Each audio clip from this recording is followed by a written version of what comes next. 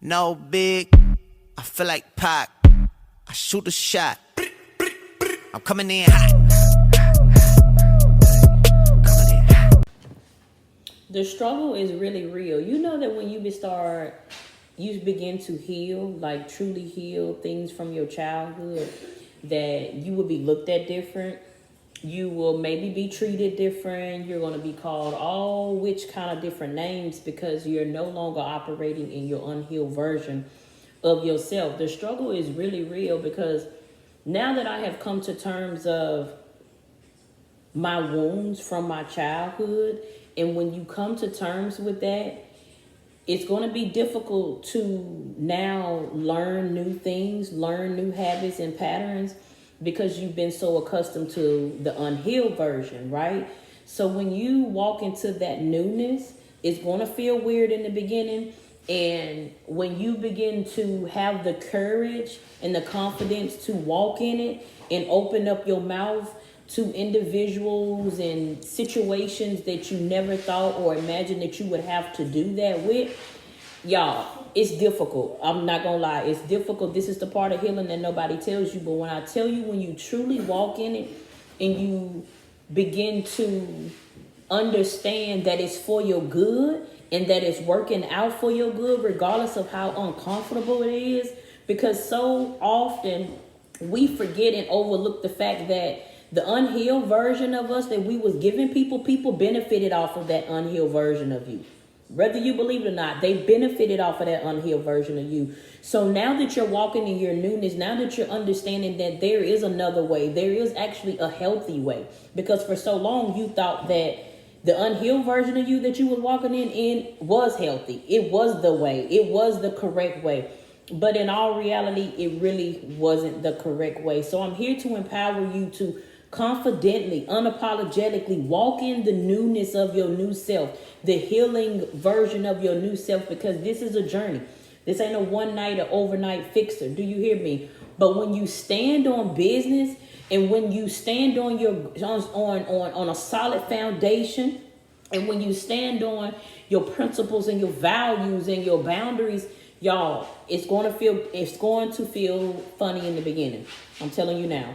But the more and more you do it and the more and more you see how it adds fruit to your own life, to your own mental, how you feel overall as a human being who God has created you to be, it feels absolutely amazing. It feels absolutely amazing. I'm telling you. And I was just sitting here thinking about, yeah, there is a struggle, there is a pull, but it's for the good. But you have to make it up in your mind that it's for the good. Because if you don't make it up in your mind that it's for the good and for the betterment of you as a whole individual, then you're going to continue to walk in fear. You're going to continue to walk on eggshells when it comes to people, when it comes to individuals, right? And you have to learn, you're going to have to understand that it may be quiet sometimes. There are going to be times when it's going to be so quiet.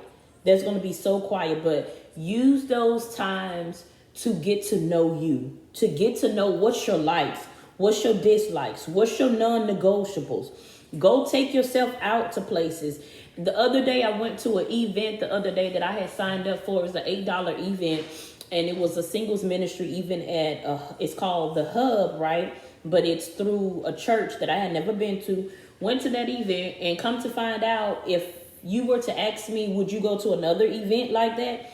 There was no, I wouldn't say it was bad, but it was something that I have realized that's something that I wouldn't go to or initially just initiate later on. Like I would say, hey, I want to go to another singles ministry event or whatever. It was a movie night.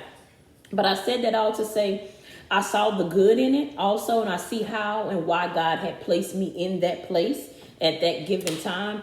But you have to find the good in things. That doesn't mean that just because you find the good in it, that you have to stay in a situation, that you have to shrink yourself to become what that situation is or whatever it is calling you or what at that given time. Okay. So I'm saying that all to say, get to know you. I always wanted to ride horses. Me and my kids rode horses a couple months ago. Was it, Chrissy? A couple months ago? April. She said in April, y'all. Oh, for spring break. We rode horses, and y'all, when I tell you it was absolutely amazing, y'all was so scared at first. Me and my kids. But once we got on the top, it felt so good. Didn't it feel good? Yeah, like when we got on the top of the horses, at first we were like scared. And then when we started riding them, it got like calm, and all like the birds and like rabbits and all the other stuff. It was just calm. She said it was just calm, but it felt absolutely amazing. So if somebody asks me down the line, later on, hey, Steph, I was thinking about going to ride horses. What you feel about riding horses? I'm gonna say, yeah, take me when we going, sign me up. Like, what's up? Like, I'm ready to go because I have experienced it. So learn how to experience things with yourself, by yourself, or with your children if you have children, so that you can know what it is that you like. I remember a few times people asked me, I have individuals ask me, what do you like to do? Y'all, I gave them the dumbest look. What do I like to do? I like to watch TV. I like to spend time with my kids. Like, who are you outside of being a mother? Who are you outside of being an employee? Who are you outside of being a business owner? Who are you outside of being the usher in the church, the speaker, or the motivational people? Who are you outside of all of that? Who are you outside of a therapist, outside of whatever profession that you in, a teacher? Who are you outside of that? Who are you? So in order for you to understand who are you outside of that, you got to get to know yourself. You got to get to do things that maybe be uncomfortable, things that you never thought that you would do, so that you can understand you a little bit more, right?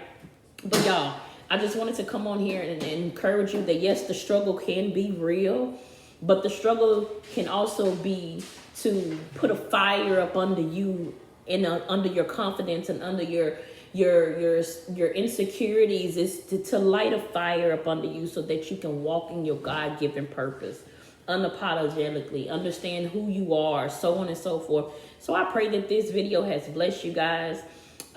Please subscribe, hit the notification bell so that you can know when I'm going to drop something. I try to do better and drop more videos a week, but I normally drop a lot of shorts as well. But please, you won't regret going subscribing. I am also known as your Faith Trauma Coach, where I have been called and to empower men and women to heal from childhood trauma. And I always say, this is my little slogan, my little saying at the beginning or at the end of something that I, speak on, is that your Faith Trauma Coach, healing childhood trauma, one truth at a time.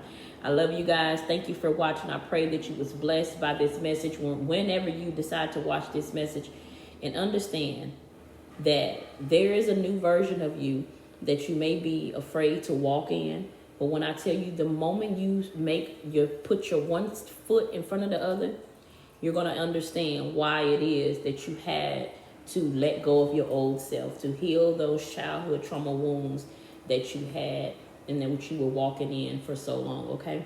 I love you guys. Have a happy, today is Sunday on my end, but whenever you watch this on Monday, Sunday, Tuesday, Wednesday, Thursday, whatever day you watch this on, I pray that you're having an amazing day. And understand that you can and you will heal and you will walk in the newness of you. All right, I love y'all.